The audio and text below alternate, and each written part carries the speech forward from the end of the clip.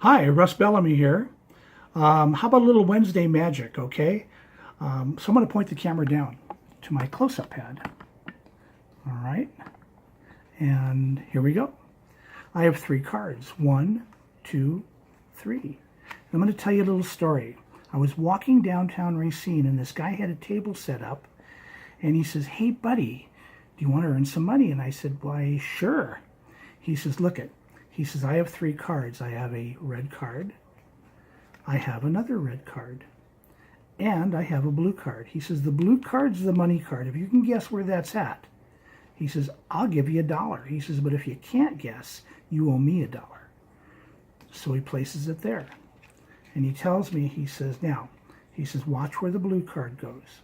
And I says, "All right." He says, "So tell me where the blue card is." I says, "Well, that's easy. You just put it on the bottom." He says, "Wrong, you owe me $1." And I says, "Well, I'll guess it's on top." He said, "Wrong again." And I says, "Well, it must be in the middle." He says, "Wrong again." And I says, "You know something? I don't think you have a blue card." And he says, "Wrong again, you owe me some more money." And I says, "You know something? If it's on the bottom," I says, "it certainly can't be on top." And he says, "Wrong."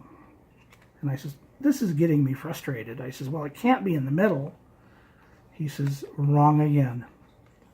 I says, "You know something? I think you're using more than 3 cards." And he goes, 1, 2, 3. He says, "You owe me another $1." He said, "So far you owe me $7." And he says, "But being a good sport that I am, I'm going to give you a chance to win your money back. Double or nothing." So he turns over these 2 cards and he says, "I have the red card and the blue card. If you could tell me what color that card is," he says, "you don't owe me anything. But if you can't," he says, "you owe me $14." And I says, "Well, since you set the rules, I'll say it's either the red card or the blue card." He says, "Well, you're wrong." He says, "because you owe me $14. And the moral of the story is, never mess with a guy on the street who has a table and 3 cards.